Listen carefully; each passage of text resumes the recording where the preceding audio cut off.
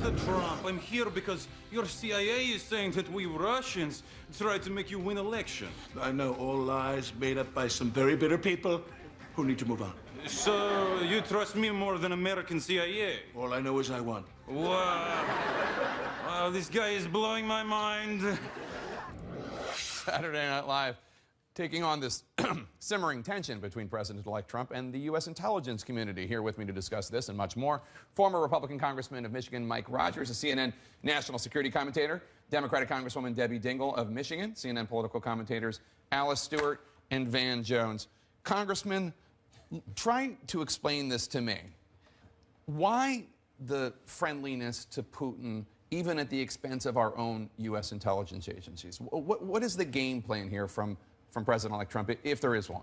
Well, I don't know. I would rethink their strategy a little bit. They're going to get the keys to every cabinet on January 21st. So they'll be able to do their own assessment on where they feel the intelligence community got it right or got it wrong. That I don't understand why you'd pick a fight early. But that being said, I do think that the president-elect is trying to find some places to work together with Russia, just like George W. Bush did, just like Barack Obama did, just like Hillary Clinton did. They all kind of came to that same train wreck at the end of the day in those conversations, but I think it's imperative for every president to believe that they're the ones that can bring an adversary to heel in certain places in the world and find that common ground. I think that's the same process going on with Donald Trump as it did all of our previous two other presidents. Congresswoman, you represent a lot of voters in working class Michigan, many of whom who voted for Donald Trump, who won the state. What do they make of all this? I don't think they know what to make. First of all, I think we got to remind ourselves that this is no longer politics. This is about national security. And I'm very reassured to hear John McCain, a leader in the Senate, be calling for a select committee. We have to remember this is about democracy, and that what Putin is trying to do is undermine people's confidence in institutions and democracy.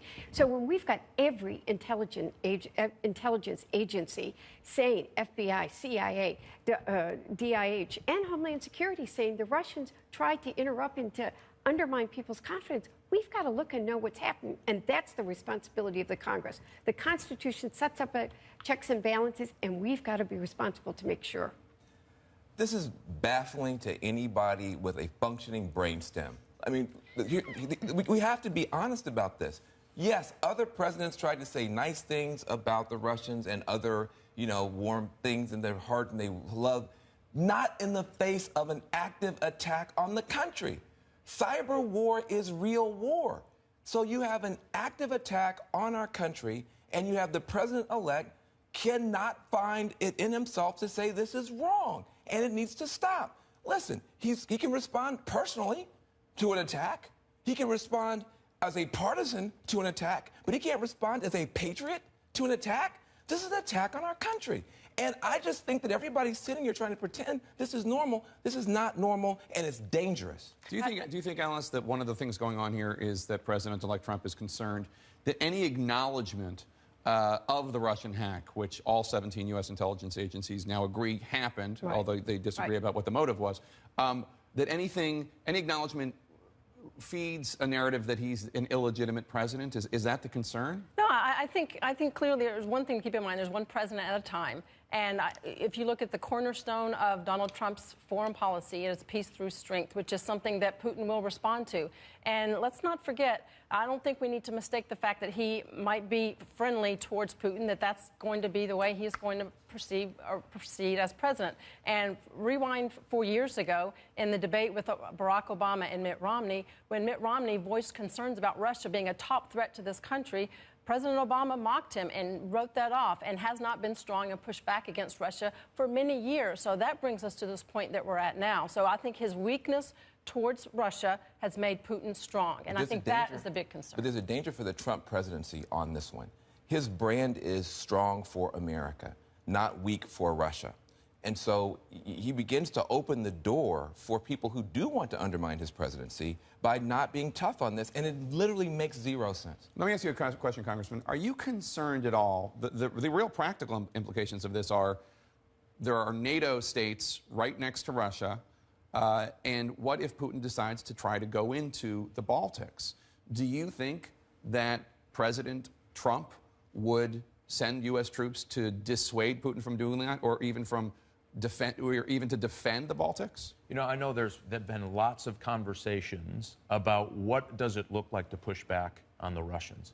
And so when you look at what happened in the last 8 years, you saw we really walked away from Ukraine. We walked away from the troop increase by Russians in this country of Georgia. We did this convoluted chemical deal that really alienated our allies in the Middle East with Russia, and it strengthened their ties with Iran. All of that pretty bad stuff. I think what you're seeing is a deal maker who comes in and says, I'm going to reset the negotiation table. I want to do a deal with you, but it's going to be under my conditions. I think that's what you're seeing set up. I don't have there's really nothing that I would believe that I've seen, certainly from my time dealing with people who are now in positions in the transition, that they would walk away from any aggressive activity with Russia.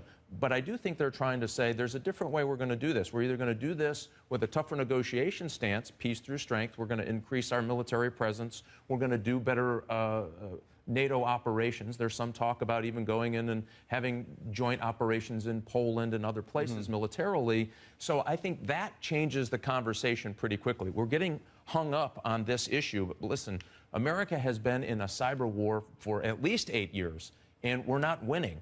And so this policy is now bubbled out in the public. I think this is a really strong opportunity for America to finally understand, listen, lots of nation states, Iran has been after us for 8 years. The Russians certainly have been after us for 8 years.